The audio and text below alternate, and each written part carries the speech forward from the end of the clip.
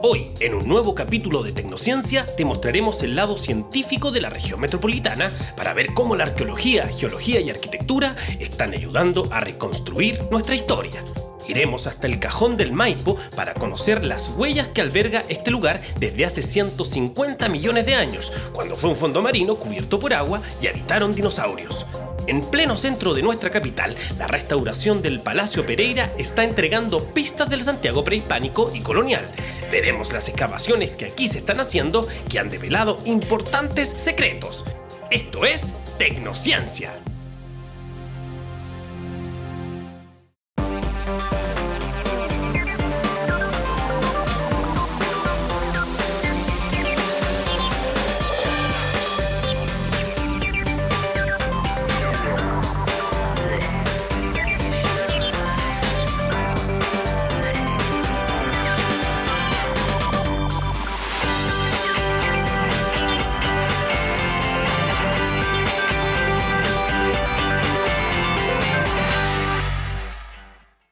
¿Sabían que la región metropolitana tiene muchos secretos que la ciencia quiere develar? Por eso yo hoy escarbaré la historia que hay bajo nuestros pies. Y en pleno centro de Santiago visitaré el Palacio Pereira, un patrimonio arquitectónico que está siendo restaurado para que todos nosotros podamos visitarlo. Bajo su suelo se esconde una historia de más de 2000 años de antigüedad e incluso están descubriendo puntas de flecha. Por mi parte, iré hasta el Cajón del Maipo para mostrarles un proyecto llamado Geoparque, donde científicos están trabajando para mostrar todo el pasado de ese lugar, donde ahí, hace millones de años, hubo un fondo marino y también habitaron dinosaurios. Los invitamos entonces a una nueva aventura científica aquí en Tecnociencia. Comenzamos nuestra ruta científica por la región metropolitana. Esta es una de las 15 regiones en las que se encuentra dividido Chile. Limita al norte y al oeste con la región de Valparaíso, al sur con la región del Libertador General Bernardo O'Higgins y al este con la República de Argentina.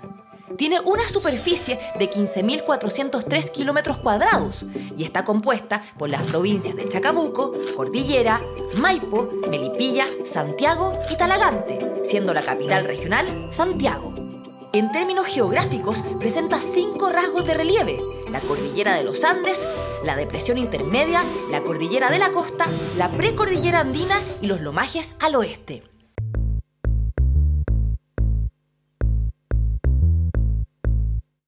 Uno de los mayores atractivos es el Cajón del Maipo, un cañón andino ubicado en la zona suroriental que corresponde a la alta cuenca del río Maipo, sobre los 900 metros sobre el nivel del mar, donde es encajonado por cerros, farellones y macizos.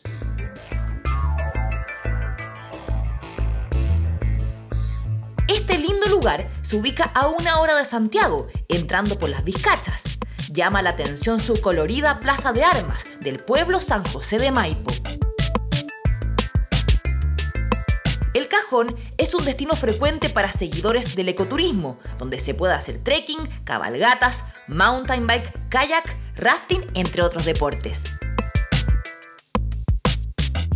El Cajón del Maipo es uno de los lugares emblemáticos turísticos de la región metropolitana, pero muy poca gente sabe que aquí hay una gran riqueza geológica y también paleontológica. De hecho, Charles Darwin pasó por este lugar y fue uno de los lugares que más le llamó la atención de toda Sudamérica por estas terrazas. Quiero invitarlos a que me acompañen a conocer más de la ciencia que se está haciendo acá.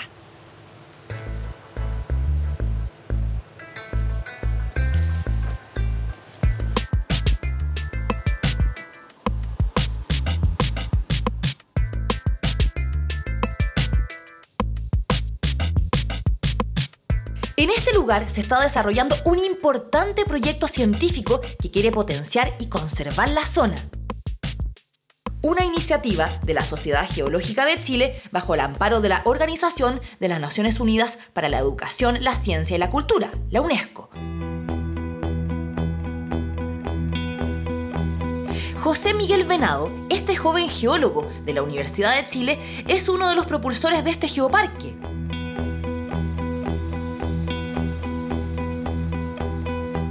Me reúno con él en el mirador Terrazas del río Maipo, donde se formaron 3 niveles de terrazas naturales. A mí me gusta mucho salir a pasear, hacer trekking, andinismo, siempre salgo con amigos y siempre íbamos conversando, ¿qué será esto otro?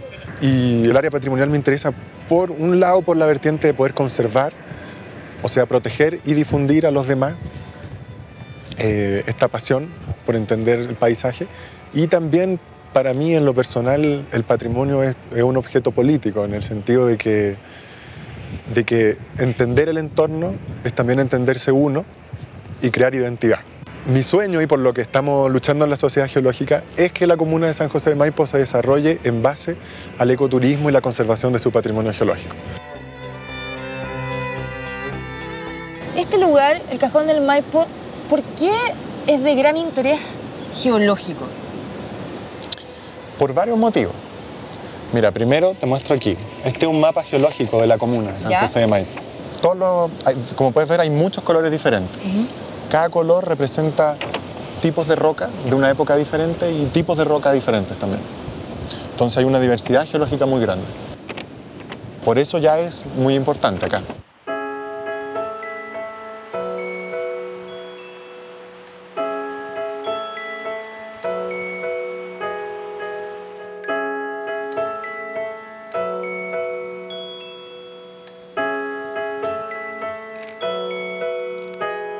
Este lugar fue, de alguna forma, como víctima de una erupción volcánica.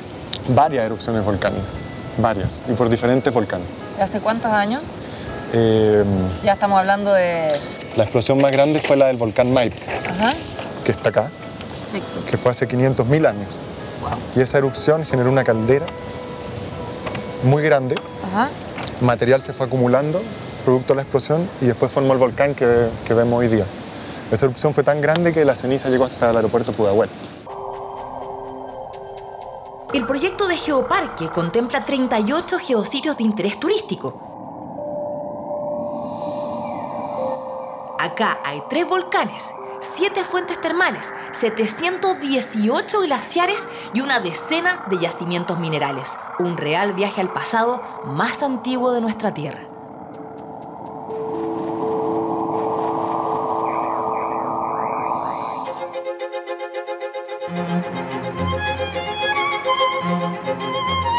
Para hacer turismo científico en la región metropolitana a veces no es necesario alejarse tanto.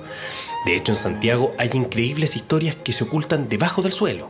Algunas de ellas están en antiguas construcciones de palacios y mansiones que dan cuenta de un pasado aristocrático que solo imaginábamos en Europa. Otras se relacionan con una historia aún más antigua, de cuando Chile todavía no se llamaba así, y época en la que habitaban culturas olvidadas.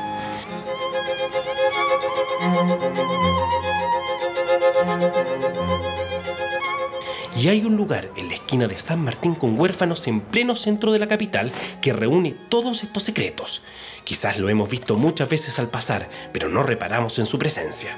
Se llama Palacio Pereira. Fue construido en 1872 y hoy un grupo de arquitectos, restauradores y arqueólogos están trabajando en devolverle la vida para que todos lo disfrutemos. Siempre quise estudiar arquitectura, desde que salí del colegio la idea era estudiar arquitectura, venía de una familia donde mi papá era arquitecto, había estado en contacto siempre con la profesión y el día que salí del colegio me parecía natural estudiar arquitectura, jamás tuve la duda de estudiar otra cosa, pese a que estudié arte 6 meses. Siempre cuando haya la posibilidad de hacer algo y verlo físicamente de pie, es una carrera que me llama la atención en ese sentido. ¿Por qué es importante el Palacio Pereira? El Palacio Pereira fue una residencia que se construyó alrededor de 1880, finales del siglo XIX, y era del señor Pereira, que él tenía su riqueza, venía un poco de la salitrera, del salitre. Y lo interesante del palacio es que antiguamente es de los primeros edificios de residencias particulares que se empieza a hablar de la palabra palacio. Este edificio se ve que está no en muy buenas condiciones, digamos. ¿Vale la pena salvar algo así o no? Yo estoy totalmente convencido que sí vale la pena salvarlo, sobre todo en una ciudad como Santiago, que el patrimonio arquitectónico que tenemos es bastante poco, producto del poco cuidado que se ha tenido con el patrimonio, o producto de los terremotos, o producto en el fondo, de las tecnologías que se ocuparon en aquella época.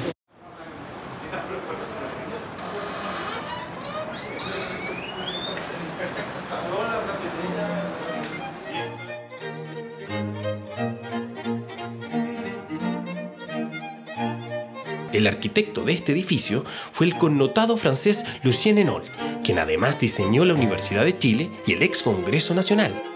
Tiene 2.100 metros cuadrados construidos y 2 pisos. Gracias a la Ley de Monumentos Nacionales, el año 1981 fue declarado Monumento Histórico.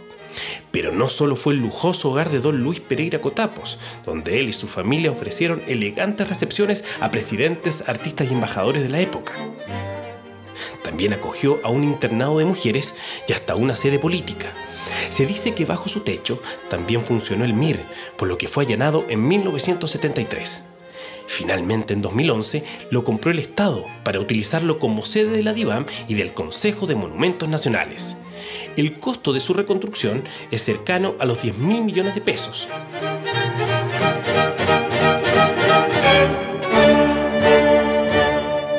Lo que además contempla una edificación nueva que respetará su esencia.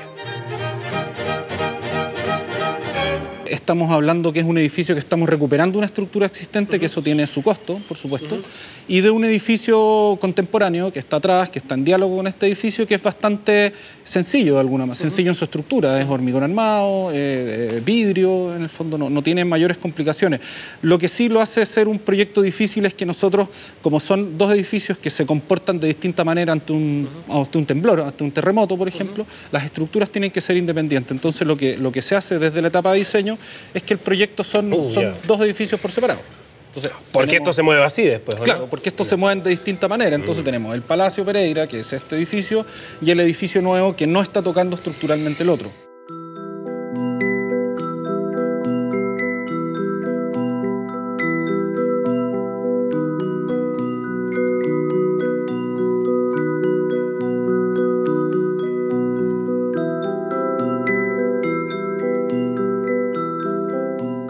Alberto trabaja en la rehabilitación del inmueble junto a un equipo de arquitectos integrados también por Cecilia Puga y Paula Velasco, luego de adjudicarse un concurso público. La convocatoria es parte del programa Legado Bicentenario, levantado por la Presidencia de la República y donde el Consejo de Monumentos Nacionales actúa como asesor técnico.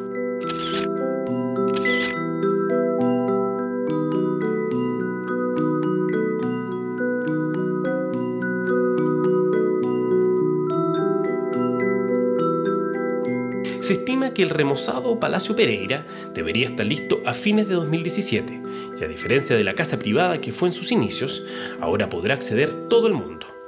Para ello tendrá una cafetería, una biblioteca, un centro de documentación y hasta una sala de exposiciones. ¿Qué te pasa a ti como arquitecto también pensar que un espacio que originalmente fue destinado para otra cosa se le va a dar un nuevo uso? Yo tengo la impresión, y es algo que también lo hemos conversado dentro del equipo, que es muy válido. O sea, yo creo que mantener los edificios con el mismo uso que tuvieron hace 150, 200 años no es muy lógico. O sea, si pensamos en la moneda donde está el presidente hacía las monedas, y así nos podemos ver en millones de edificios patrimoniales del mundo entero que han sido cambiados el uso. Porque si no se terminan transformando como en una especie de museo que nadie los puede tocar. Entonces lo interesante que va a pasar en este edificio es que el uso va a cambiar. Y al cambiar el uso, la manera en que la gente se va a mover dentro de este edificio va a ser distinta a la que se pensó en un origen.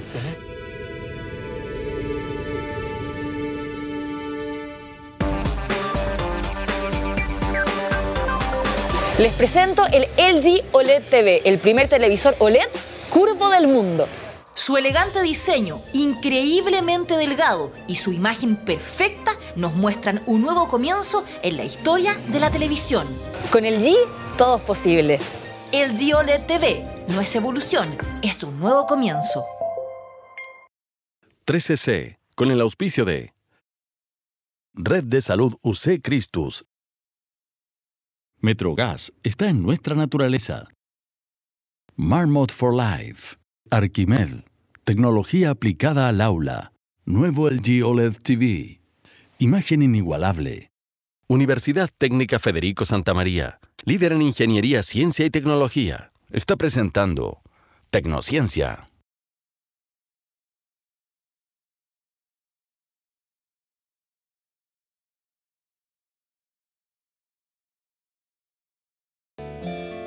Este invierno, nada mejor que llegar a tu casa y disfrutar la energía limpia del gas natural.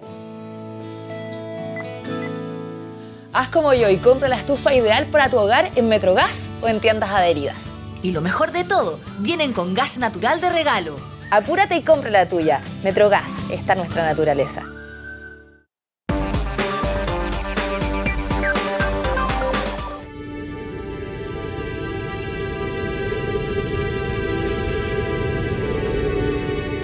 Empezamos el recorrido por alguno de los geositios de interés que pretende dar a conocer y potenciar el proyecto Geoparque en el Cajón del Maipo. Uno es el Plutón de Gabriel y la Formación Abanico. Acá se ve claramente una anómala coloración rojiza. Aquí hay varias cosas de interés. Primero, decir que hay una parte que está roja. Sí. Pero después más para allá no está rojo. Sí. También decir que toda esta parte de aquí del cerro tiene capas. ¿Ya? Pero San Gabriel, que está allí a la izquierda, no tiene capas. Eso es porque este cerro se formó por depositación de material. En cambio, San Gabriel se formó debajo de la tierra y después subió. Ah, se formaron de forma distinta. De forma distinta. ¿Y por qué están de forma pareja igual? O sea, aquí hay estrato, pero en San Gabriel no. Y si ves justo en el contacto, entre los dos está rojo. Claro. ¿Por qué tú crees que está rojo? No sé. Bueno, los geólogos explican que está rojo porque al subir el Plutón San Gabriel, que se formó debajo de la Tierra, friccionó y hizo mucho, mucho calor. Entonces alteró estas rocas acá y se quemaron. Por eso está de ese color rojo. Lo interesante también es que las capas de este cerro son horizontales por 2 kilómetros y luego se tornan verticales. Esto se explica por una falla, es decir, una fractura en el terreno a lo largo de la cual hubo movimiento tectónico de uno de los lados respecto del otro. ¿Y cuánto se demora un proceso así? Uy. O sea, no es que sea así algo catastrófico que se levantó la tierra y se creó el cerro. No, o sea, todo es lento. Todo es muy lento. En geología todo es muy lento. Yeah. Este cerro que está aquí se ha datado en como 20 millones de años. Y el San Gabriel tiene creo que 12 aproximadamente. Millones de años.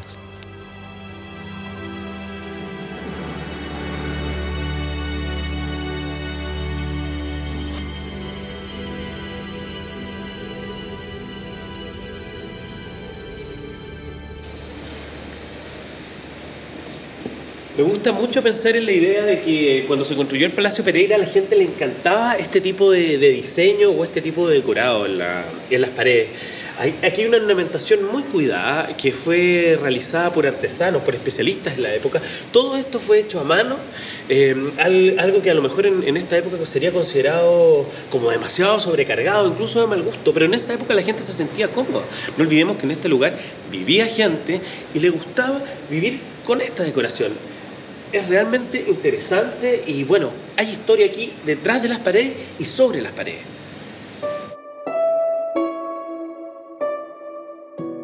Hay como una falta de cariño por el patrimonio que tenemos. Como que muchas veces la gente piensa que en Europa hay el patrimonio, o no sé, pues en Oriente hay el patrimonio, y que acá no tenemos patrimonio. También hay que tener en cuenta que somos un país más nuevo, o sea, nuestra independencia es más reciente, un país sísmico. Entonces, evidentemente que nuestro patrimonio es diferente, pero es nuestro, que es lo importante. Santiago fue una ciudad hermosa y por malas decisiones todo eso se fue perdiendo, pero hay cosas que quedan, entonces poder rescatar aquello que queda sería maravilloso. Y al menos aquí los trabajos de restauración ya empezaron. Constanza está haciendo algunas pruebas en uno de los pasillos principales del edificio. Hay algo que no entiendo acá de este lugar. Acá tenemos una pared que está aparentemente sana o restaurada y acá hay otra que es antigua. ¿Cómo es la diferencia? ¿Por qué la diferencia? Esta pared es el muro que nosotros elegimos en algún momento para realizar el muro muestra. Ajá. Y en origen antes de haber hecho este trabajo, era así como se encontraba. Perfecto. Que en el fondo es como se encuentran el resto de los muros del crucero. Estamos en el crucero del Palacio Pereira. Y que es una de las zonas sobre las cuales se va a hacer una intervención de restauración, igualmente en la fachada también. ¿Qué significa un muro muestra?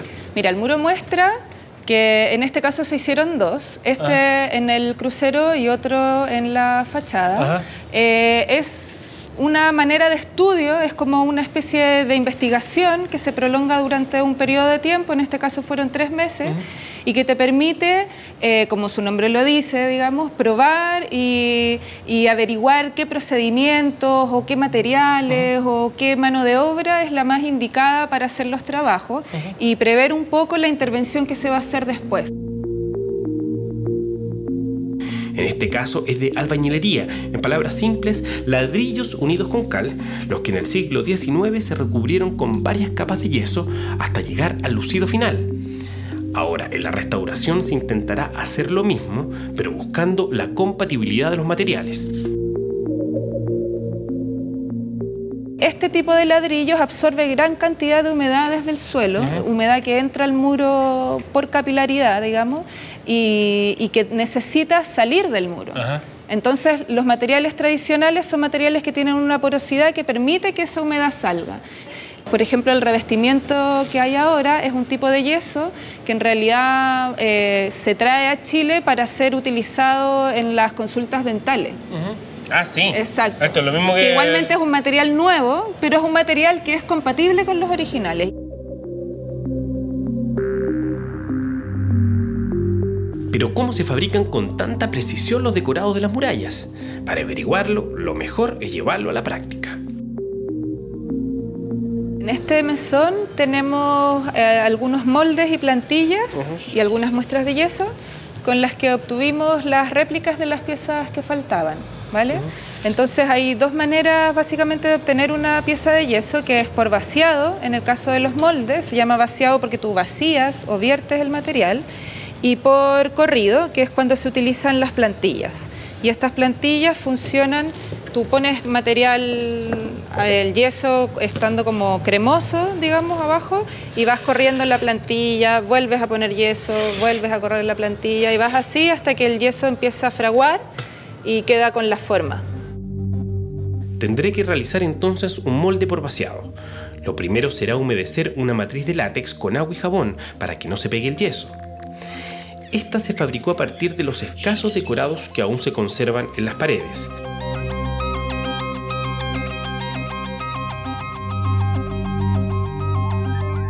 Luego se prepara el yeso y finalmente el vaciado. Algunos movimientos y el resto es esperar a que la química haga su magia. Aunque aquí sin duda lo más interesante de este proceso es que así, tal como lo hice yo, se fabricará el resto de los decorados del palacio. Eso sí, los responsables serán yeseros expertos.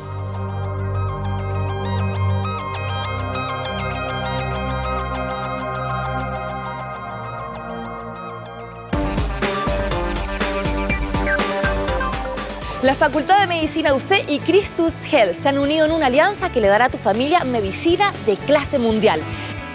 Red Salud UC Christus, construyendo medicina de clase mundial para ti.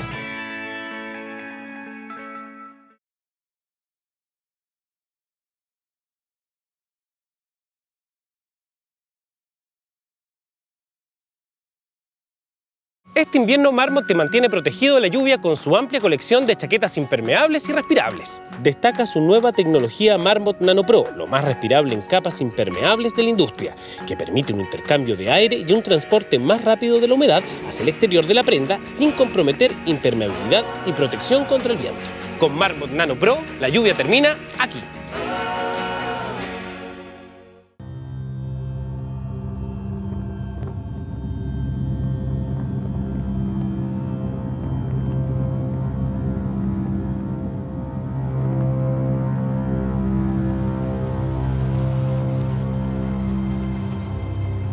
Este es otro de los geositios, el glaciar San Francisco, que está en el Valle El Morado, que es monumento nacional. Ya bajó la temperatura, de hecho hace bastante frío, pero el paisaje realmente es alucinante. .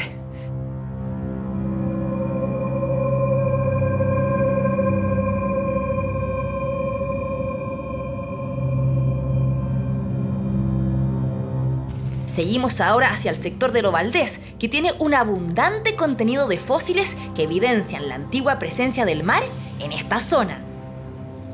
Me reúno con el geólogo de la Universidad de Chile y doctor en ciencias, Reinaldo Charrier.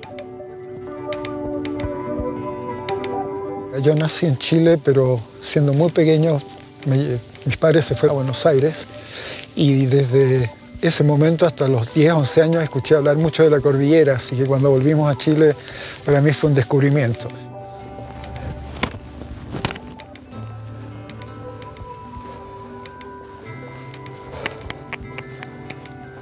En realidad después cuando seguí estudiando primaria y secundaria, siempre hablaba de estudiar medicina. Pero en algún momento, que además me gustaba subir cerros, en algún momento me di cuenta que mi vida no era para pasarla metida en un hospital, en una clínica o en una consulta.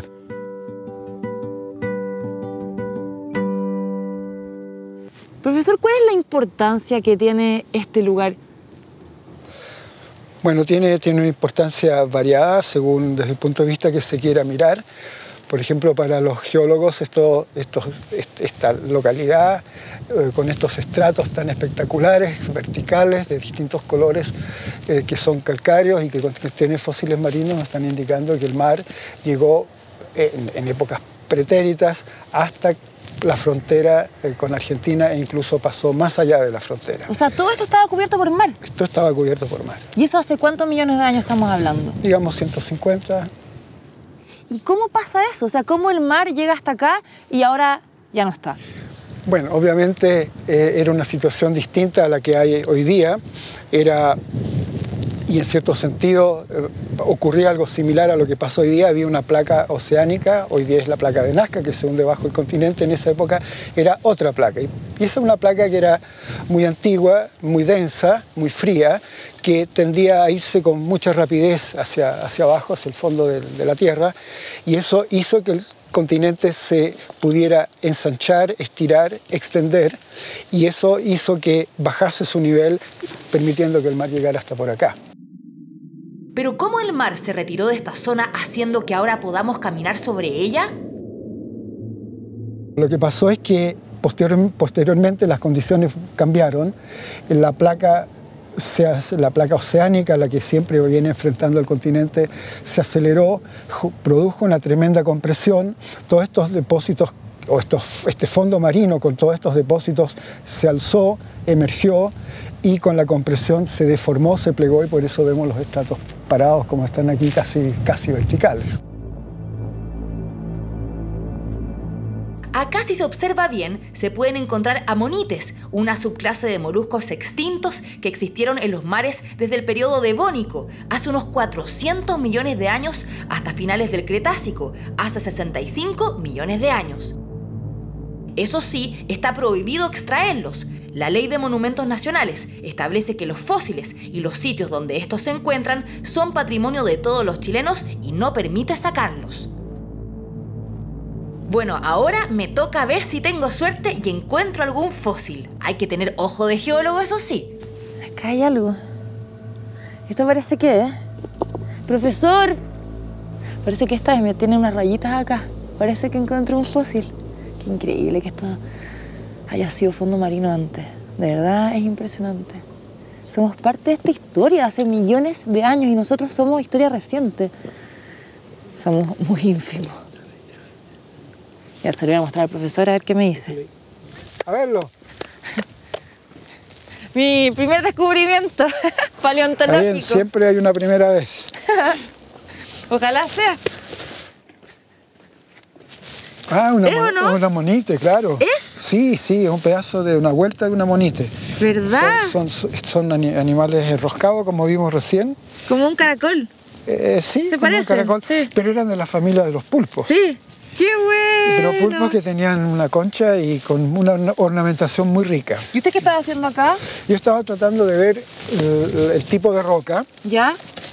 Y si encontraba más fósiles, porque en estas zonas, estas manchas negras que se ven acá, son pedazos de conchas que están quebrados. Estos son fósiles también. Esto es fósil, ¿Verdad? Esto es fósil. Aquí tenemos fósil, esto es fósil acá. ¿Y por qué hay tanto en esta roca?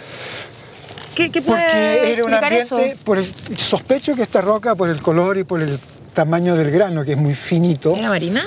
Era marina, por supuesto, pero de un ambiente bien profundo, donde la materia orgánica se descomponía y producía este material carbonoso muchas veces, ¿no es cierto? Los geólogos pican este tipo de rocas para extraer muestras y luego observarlas con lupas y ver si hay material orgánico. Acá también hay evidencia de las erupciones volcánicas que hubo hace millones de años. El color de las piedras hablan por sí solas. El origen de esta es... Volcánica. O sea, lava. Es una lava que se derramó en la época en que se estaban depositando estas capas y que vivían estos fósiles. Y bueno, debajo, ahora están verticales, pero en el pasado estaban horizontales. Antes se depositaron capas calcáreas con fósiles, después llegaron estas lavas, después seguía ambiente marino y se depositaron más capas encima. ¿Y esta? Esta entonces es una roca marina que se formó en el fondo del mar en un ambiente relativamente cerrado, porque hacia el oeste, cerca de la costa actual, había un cordón de volcanes que hacía que este mar fuera un mar más o menos cerrado.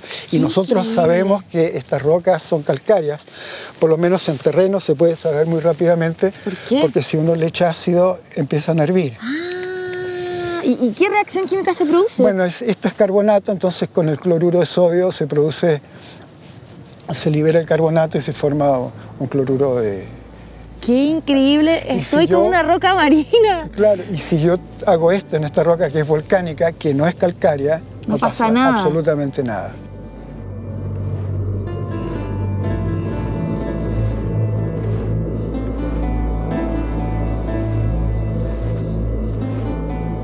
Este lugar es realmente una reliquia paleontológica y es nuestro patrimonio nacional que debemos cuidar.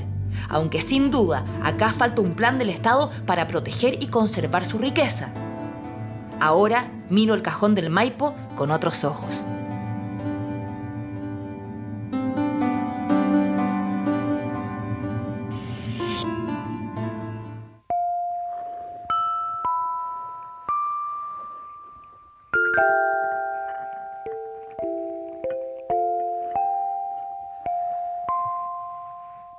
El Palacio Pereira está lleno de historias, incluso bajo su suelo. Para comprobarlo, visito el patio del recinto, el mismo lugar donde se proyecta el edificio nuevo y para cuya construcción se necesitará remover grandes cantidades de tierra y lamentablemente con ella antiguos vestigios humanos. Por eso aquí el Consejo de Monumentos Nacionales supervisa a un grupo de arqueólogos que realiza minuciosas excavaciones. Solo hay que pensar que antes aquí existieron casas coloniales y mucho antes de ellas asentamientos indígenas del periodo inca e incluso anterior. Basta caminar un poco para darse cuenta de su riqueza arqueológica.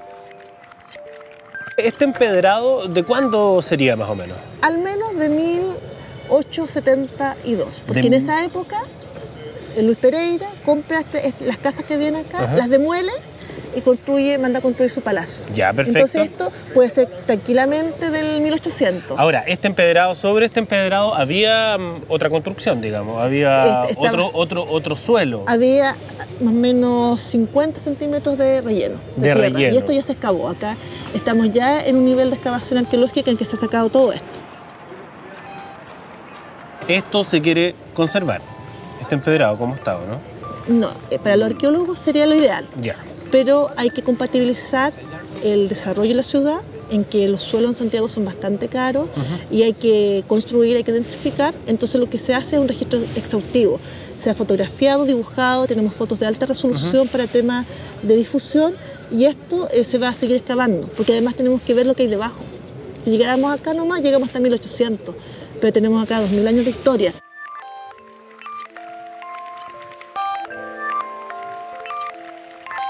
De hecho, Claudia me cuenta que en el centro de Santiago se han hecho hallazgos del siglo III a.C., específicamente de restos de agricultores y ceramistas que se asentaron en la zona. Y lo que nosotros encontramos de esta gente son, por ejemplo, puntas de flecha, o restos de las puntas de flecha.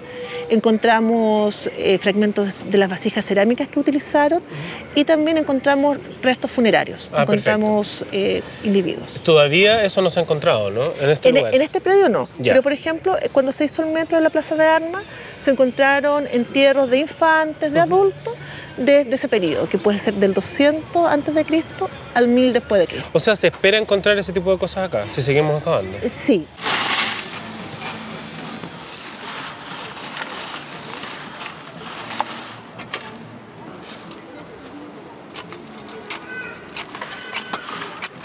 Hace 6 meses, este grupo de investigadores está haciendo excavaciones y aquí se puede encontrar literalmente de todo, desde cimientos de casas coloniales, restos de cañería y acueductos, hasta pedazos de cerámica indígena y restos de basura, lo que permite saber, por ejemplo, cómo se alimentaban nuestros antepasados. Pero el desafío ahora se pone aún más interesante. Trataré de ayudar en la búsqueda. Es literalmente una pega de chino la que realizan acá. A simple ojo ir descubriendo qué es lo que nos revela la tierra. Hay que ir rompiendo los terrones también para encontrar cosas escondidas adentro. Y bueno, es una maravilla porque esto es como buscar un tesoro.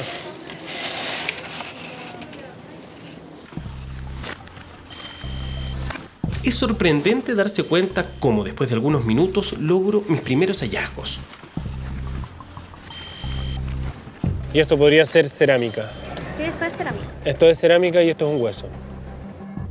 Aunque lamentablemente no son tan interesantes como los tesoros que Claudia y su equipo encontraron hace algunos días en el lugar. Puntas de flechas e instrumentos fabricados por los aborígenes alfarero temprano y que hace 2000 años habitaron en este mismo lugar. Lo mío, en cambio, son solo restos de alimentos y huesos de pollo de más de un siglo. De todas formas, para mí son una gran reliquia.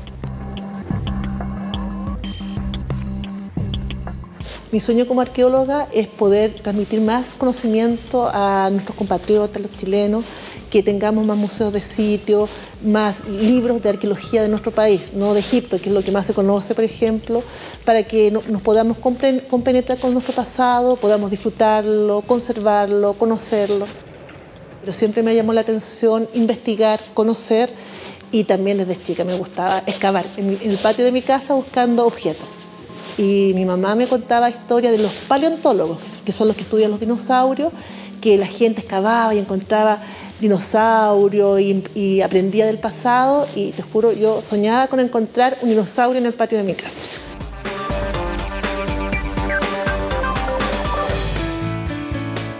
Una universidad debe formar profesionales con capacidades y competencias para el mundo laboral y el futuro inmediato, pero también competentes para actuar en los contextos que le esperan.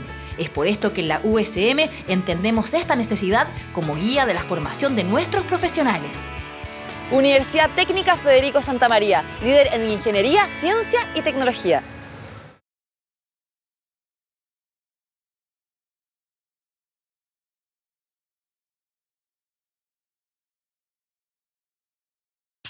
Cuando se trata de volar, mi opción siempre es Sky Airline. No solo porque es una aerolínea que cada día te permite viajar a distintos destinos entre Arica y Punta Arenas, sino porque además realiza vuelos a Argentina, Bolivia, Perú, Colombia y Brasil. Siempre con las mejores conexiones y el mejor servicio a bordo. Sky Airline, la aerolínea de Tecnociencia. 13C, con el auspicio de Red de Salud UC Christus. Metrogas está en nuestra naturaleza. Marmot for Life. Arquimed. Tecnología aplicada al aula. Nuevo LG OLED TV. Imagen inigualable. Universidad Técnica Federico Santa María. Líder en ingeniería, ciencia y tecnología. Está presentando Tecnociencia. Aprender y enseñar puede ser una experiencia muy entretenida y motivadora.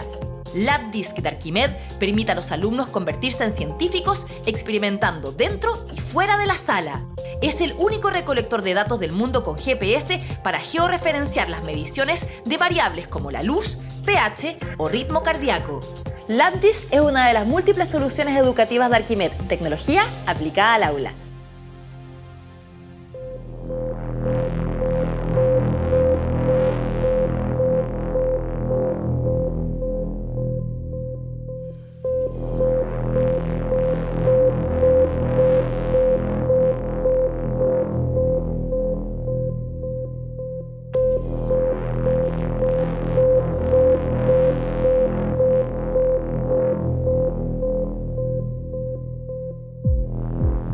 llegamos a las Ignitas del Valle de las Arenas, otro geositio del proyecto Geoparque en el Cajón del Maipo, donde acá hay algo realmente sorprendente.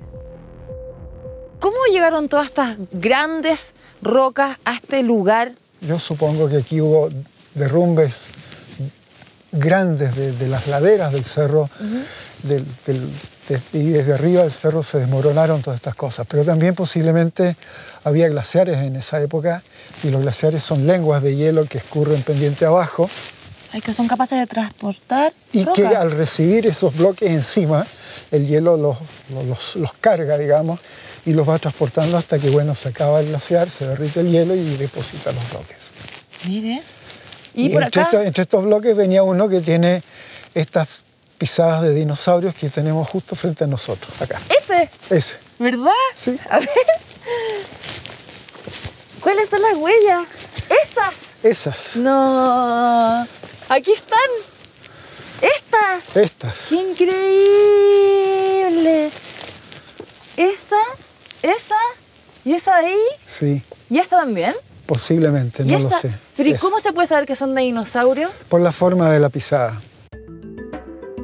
Estas huellas de dinosaurios son probablemente del orden Sauropoda. Los saurópodos eran de enormes proporciones, los cuales exhibían un característico cuello muy largo, una cabeza pequeña, patas gruesas y una cola robusta. Esta especie vivió desde el Triásico superior hasta el Cretácico superior, es decir, hace aproximadamente 210 y 65 millones de años, lo que hoy es América, Asia, Europa, África, Oceanía y la Antártica. Eran herbívoros y también cuadrúpedos. Pero esto en algún momento fue terreno más blando que el dinosaurio habrá pisado. Tiene que haber sido terreno, era barro, digamos.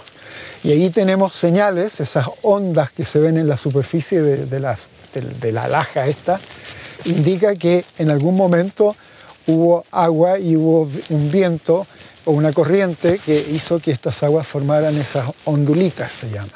Todo eso que se ve ahí. Eso que se ve ahí, efectivamente. Oh, ¡qué increíble! O sea que aquí había un gran lago, no muy profundo, por supuesto, por lo menos la costa de un lago, y el dinosaurio, el animal, caminó por esos lugares y dejó sus pisadas en el barro, hundidas en el barro. Y mientras Reinaldo Charrier me sigue explicando el origen de estas huellas de dinosaurio, nos cae una sorpresa. Profesor, está nevando. Sí, así parece, sí. El tiempo se está poniendo cada vez peor. Ahí se está cayendo, sí. Claro. Oh. Vamos a quedar en blanco. Sí, lo vamos a tener que ir luego al sur, porque si no... Este material barroso, que era un material arcilloso, muy fino, se fue secando en el momento posterior a su depositación, una vez que el agua de ese charco se evaporó y se formaron una serie de grietas cuando este material se secó. Pero aparentemente en ese momento, cuando el material era blando todavía, cayeron gotas de lluvia. Y ahí se ven las marcas de las gotas de lluvia. ¡Qué increíble! Y las vemos en todas partes. Oh, hasta ese registro del clima de ese momento tiene esta roca. ¡Qué valiosa toda la información! Absolutamente.